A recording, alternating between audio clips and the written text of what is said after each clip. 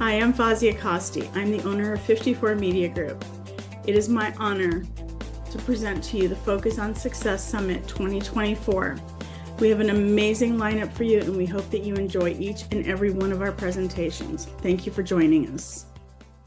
My name is Daniela Wolfe.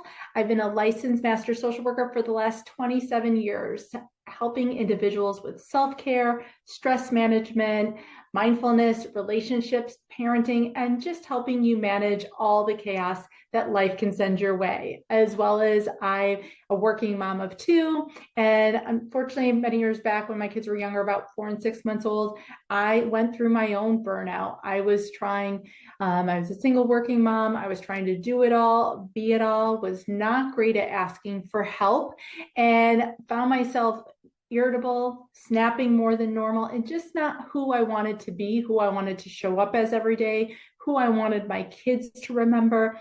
And so I had a moment where I just started taking some intentional action. This was way pre-COVID, and so I was using free childcare at the grocery store. I joined a gym and used the childcare there, as well as was taking time every single day for a simple gratitude practice where I listed just 3 strategies every single day that I was grateful for, whether it was the sun was out that day. I live in the Northeast, and so that's not always common. Maybe I had my favorite banana smoothie, or someone held the door open for me. And I found by adding in some very simple, small practices, not only was I showing up different and better, but it affected my kids, my work, and everyone else around me. We're laughing more, and I found, people were just gravitated towards asking what I was doing, sharing their own moments where maybe a friend took 20 minutes to read while her daughter was at practice rather than trying to cram in a bunch of errands.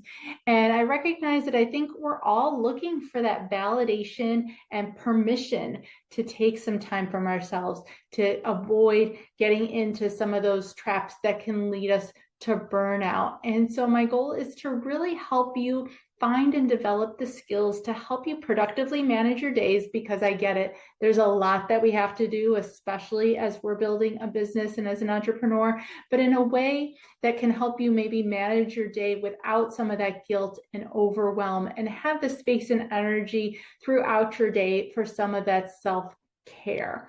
So when we talk about, burnout, it can be one of those new buzzwords, when it says to how are you doing, we would just be like, oh, I'm fine, I'm good, and things like that. But it's beyond just a level of having some stress in our day. Technically, burnout can revert to a state of physical, emotional, and mental exhaustion caused by prolonged stress and pressure. And so there's a great analogy that I had heard to kind of explain the difference between burnout and stress. So imagine you had a bonfire, and stress is where you keep adding more things to your day, more wood to that fire, and you end up with a big burning blaze. And that's kind of what you're like when you're in a period of stress, where you keep adding and the fire just keeps growing.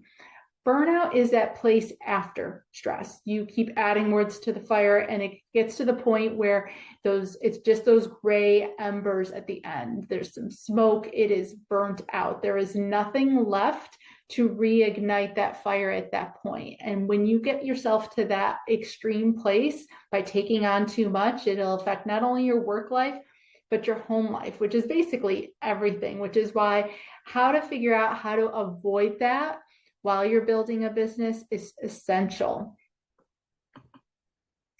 And specifically, when it comes to entrepreneurs, I love to talk about this because a lot of times people assume burnout comes from something negative, whether it's a job we don't like, a situation we're not happy with. But actually, entrepreneurs are more prone to burnout because we're following our passions. This is something we love doing. We love spending our time, and this is something we enjoy. And whether it's even a business, our kids, a relationship, when we go all in on something like that we're just passionate about and love to spend time with, we let our boundaries go away sometimes. We spend so much, if not all of our time there. I can remember talking to a new mom once, and she was like, oh my God, you're my first adult conversation in 3 days, because she was all in on her kids to the extent that she kind of wasn't doing anything else. And that can happen, like I said, when we're building a business. A lot of times, we're more personally invested as well. So we're going to emotionally and financially ride the highs and lows in a way more profound way than if we had that space. Because again, this is our baby. This is what we are so passionate about and invested in seeing grow, as well as it can be very isolating. A lot of times we're solopreneurs, and so we are wearing all the hats, which is why I love summits like this. I love groups, and these are amazing because the goal is obviously to help us prevent that burnout. And so by working together, talking about these issues, we're going to help be able to be a little bit more proactive with them. Because when we think about it, our goal is to build a thriving, successful business. But some of the things that are at risk if we aren't taking some of the times and steps necessary to think about this is, number one, we're going to be exhausted. We're going to be drained. All right. And a lot of times when we're all in on this one passion, we either lose interest in some of our other activities or we're not making time for those other activities. And so that's going to then lead to feeling overwhelmed again, because we're wearing all the hats. We're not taking any space from them. And all we see is a never ending to-do list of things we need to do. This can also increase sometimes our cynicism, our feelings like, oh, this is just never going to work out for me. The algorithm's fixed against me. All those kind of things where we see that negative side, and that can then put some other kind of limiting beliefs in place that are going to get in our way down the road. It's going to decrease our productivity. Studies have shown that when we don't take the time to take a step back, to take breaks, we actually are doing less. We're not as productive as we could and should be, as well as they've even seen that creativity decreases when we don't take some steps for ourselves. And then lastly, physical symptoms. We can actually make ourselves sick by not putting in place some strategies to help you avoid that burnout. So spending too much time in it, letting ourselves get stressed and overwhelmed and thinking I'm doing it for the sake of business is actually going to be to the detriment of yourself and your business. So all that being said, I think we all agree that our goal is to create not only a productive and successful business, but something that's sustainable, that fits into our life, that allows us to create the lifestyle that we created this for in the first place, to have that time freedom, to have that space and joy. So when it comes to what are some of the areas that can help you work on it, there's three main areas that I work on with my clients and that I teach as part of my Exhausted to Empower formula. And it's broken down. We're going to talk about mindset, time planning, and self-care. So the first one is about your mindset, because when we think differently, we feel differently. When we feel differently, we act differently. And there's a book called Mindset by Carol Dweck. And she talks about two specific kinds of mindset, fixed and growth.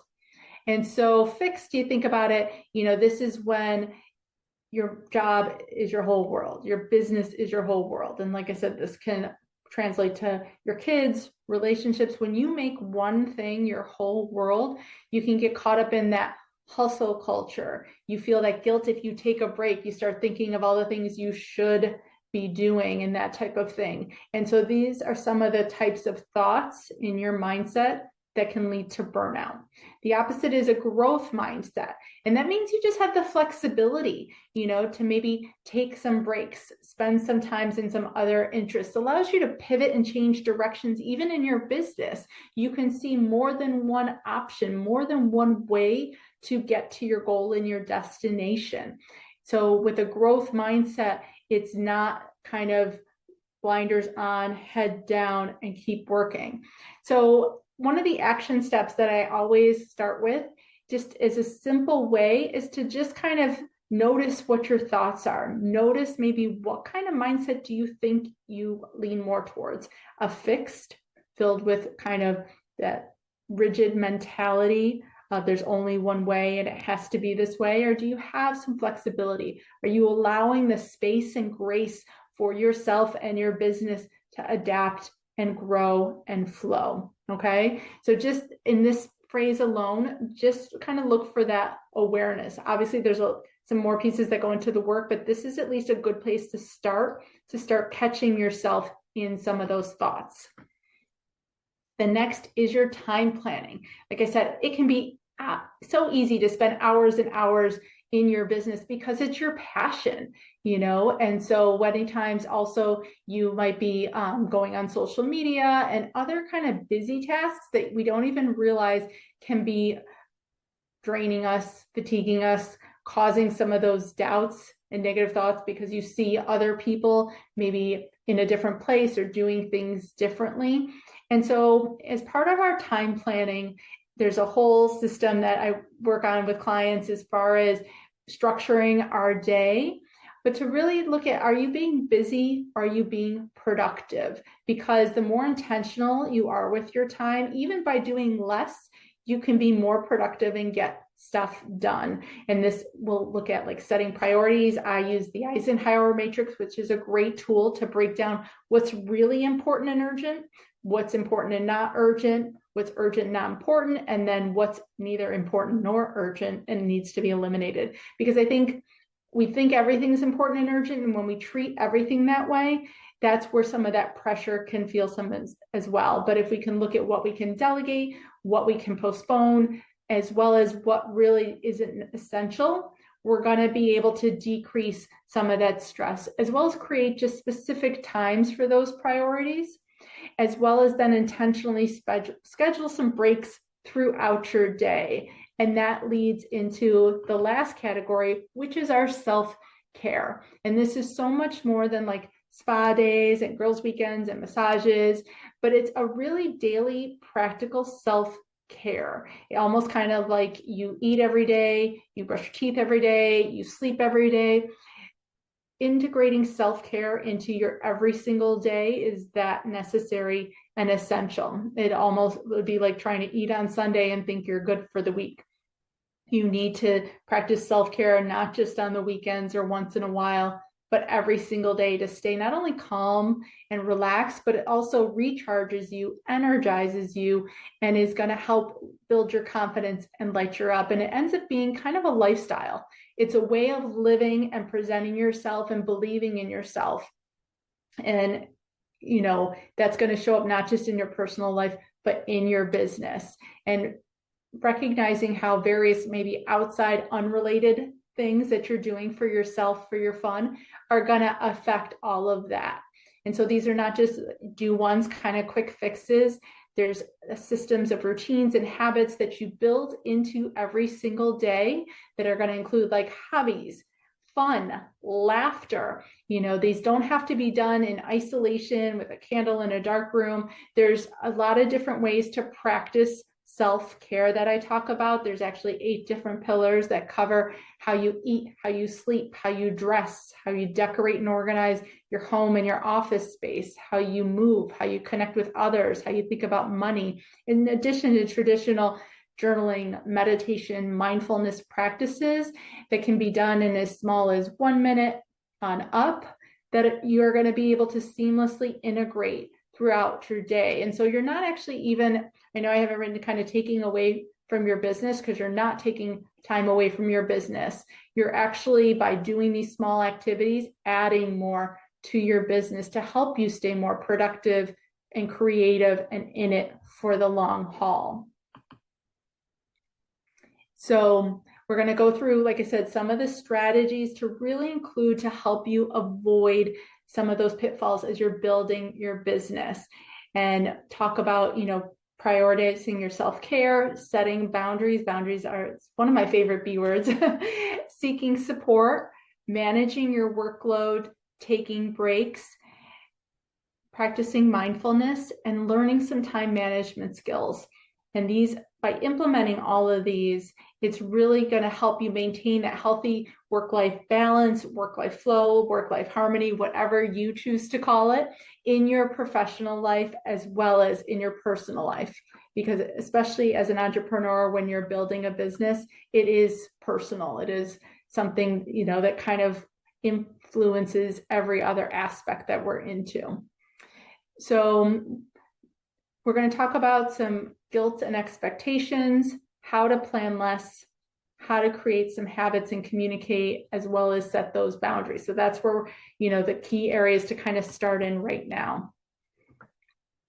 So When it comes to guilt and expectations, especially to go back to that mindset, if you have some of those fixed tendencies, we feel like when we take a break from our business, that either one, there's these outside expectations of what we should be doing, or we feel so guilty that then we're not enjoying the time that we're taking off. And so how to kind of let go of those shoulds and shame from taking a break, to know what you need and ask for it in the long term, is going to be so helpful in kind of taking those steps. And it's not all done at once, but in small little increments, to slowly taking back your space in your own day, in addition to everything else that you're doing. Planning less. You can actually accomplish more by doing less. And again, with that time planning piece, it's going to come from prioritizing what needs to happen each day. I would say to have no more than like 2 to 3 big tasks that are going to happen each day. Avoiding overcommitting, and that's going to come into the boundaries piece we're going to talk about in a little bit as well, because when you start to say yes to everything, you have nothing left to really keep giving to anything. So by simplifying what it needs to happen each day, scheduling that intentional downtime, and seeking some support and help, you're going to create more space for that self-care, for your productivity, for your creativity, and be able to do more. Habits. These are the things that we engage in on such a regular basis, on a day-to-day basis. We don't even think about them, whether it's brushing our teeth, we're driving our commute, we're doing so many different things that we have automated to become habits. You think about it, with your kids, you probably have to remind them every single day, brush your teeth, wash your face, do these different things until they become a habit. And so when we can start to add some habits into our business, into our day-to-day life, that are going to help us prevent that burnout and create that lifestyle we love, it's going to get easier. And, habits unfortunately can be both positive and negative, and have a huge impact on our health and happiness and productivity. So by cultivating some of these healthy habits, you're going to better be able to manage your stress, build resilience, and really prevent that burnout from taking hold. For me, I have a solid every single day, morning and nighttime routine. And even though every single day it might change as far as how long I get to do those routines or what they actually look like, it's the fact that they happen every single day that the benefits come from. So in the morning, I take some time for movement, and that can vary anything from like a 4-minute HIIT workout, a 10-minute yoga routine on up. But you can see from that, it doesn't always need a large amount of time. I do some meditation. I enjoy my coffee that a certain way. I take certain steps in the morning and they just automatically happen, even if exactly what happens in difference. And the same at nighttime. I spend time on my skincare routine. I read a book every night. I have some hand lotion that I always put on, things like that. And maybe I only read 3 sentences. Maybe I read 3 pages or 3 chapters. So the time itself, again, can change, but the actual activities and the fact that it happens has that habit, has that create that consistency, and they're small and they're stackable so that they can always happen every single day. So to find, what are some of the areas in your life that you want to automate, that you want to create habits around, is going to help you create that sustainability to make sure that you're taking care of yourself every single day. So some of those steps to develop that positive habit, like I said, start small and build it gradually. So don't dive right in. You wouldn't be like, all right, I'm going to go run a marathon or half marathon and start running 9 miles right away. You're going to start small and maybe walk a mile, walk a half a mile, run a half a mile. You would build it gradually and work yourself up to that. And so it's the same with any habit, to start something small and obtainable, as well as to be specific. The more specific you are about what you're going to achieve at each milestone is what's going to make it actionable and actually happen, as well as you're going to have the specific steps so that it's easy to do. Again, so if you're starting like a movement habit, you want to start working out, it doesn't have to be you're going to go to the gym for an hour every single day. Maybe you break it down as specifically, you're going to do 30 minutes once a week, 30 minutes twice a week, and you build onto what works. If you want to work out at home, add some walking, start going out during your lunch hour for 5 minutes, 10 minutes. Also setting up some reminders and accountability, whether it's a buddy or just even, again, telling your family what you're doing, telling people what you're up to is what's going to help make it happen. I love my phone for setting reminders to make sure that I do certain things at certain times, because if not, especially when we're involved in something we love doing, it's easy to lose track of time and forget to take care of them. And then just repeat it over and over again. And that doesn't have to be every day. You can set it to be twice a week, 3 times a week, something that's attainable and manageable for you. And if you mess up, that's great. That's fine. That's human. Give yourself that grace to mess up and then just start again. Communication.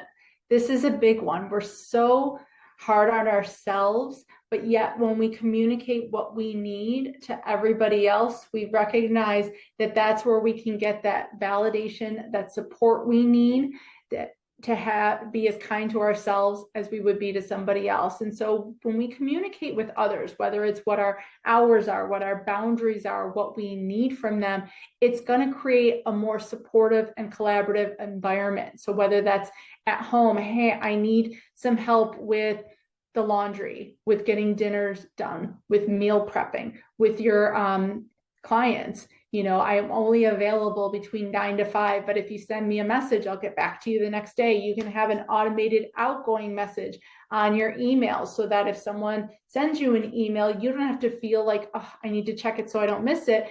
There's already something going on, letting them know, hey, I got this, but I'm going to get back to you during working hours.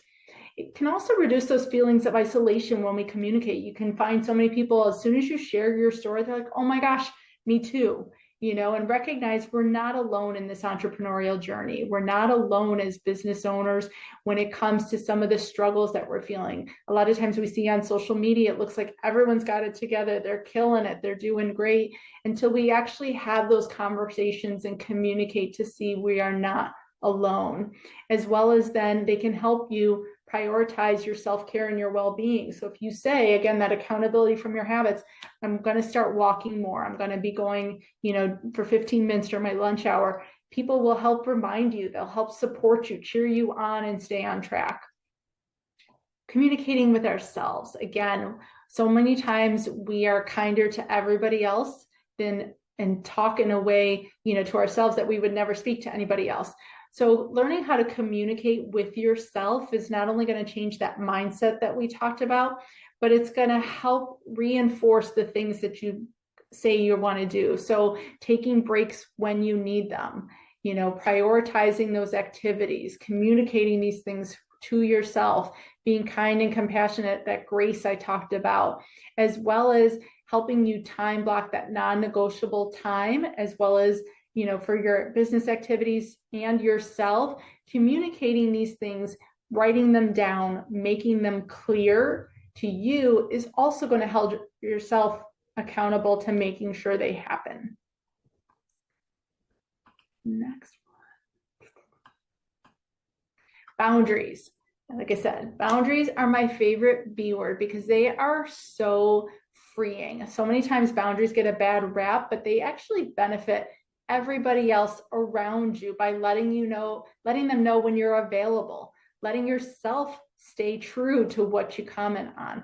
I always kind of like the analogy of if you were going to go shopping at your favorite little boutique, but every time you showed up, the door was locked because they didn't have their hours posted, you'd probably get frustrated, you get annoyed. But when they post their hours, you can plan ahead of time as far as when to access the store and find your favorite items, as well as they are then open and don't feel bad when they're closed because they've let you know not to show up at that point.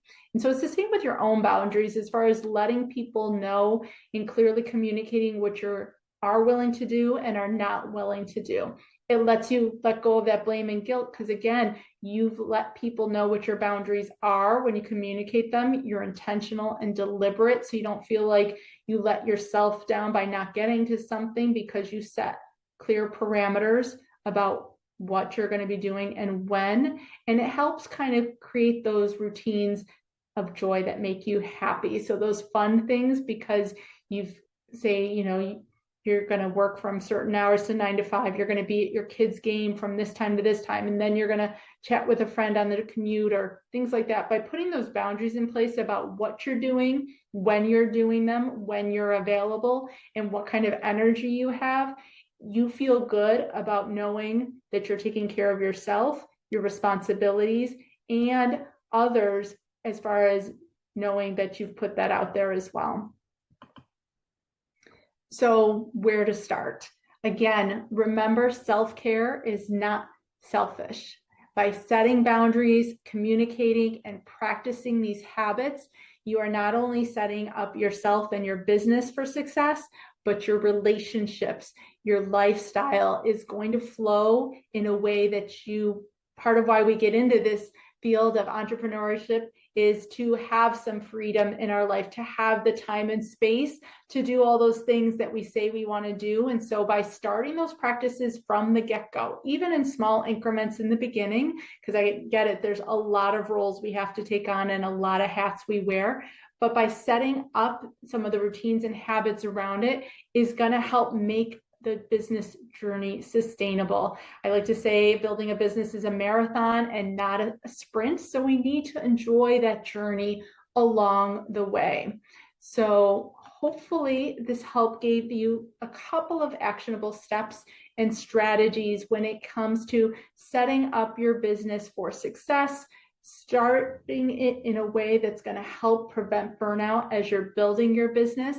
If you want, I have a free resource that's going to help you. It's called Reclaim Your Time in 10-minute blocks. And it does exactly just that. It helps you look at how to create some space in your day for some self-care, as well as what to do with those 10 minutes. Because a lot of times, if we don't have a plan ahead of time, you might hop on social media, you might throw in a load of laundry and get sucked into other things, and then feel like you lost that time without actually taking care of yourself. So it's a great free resource. It's on my website.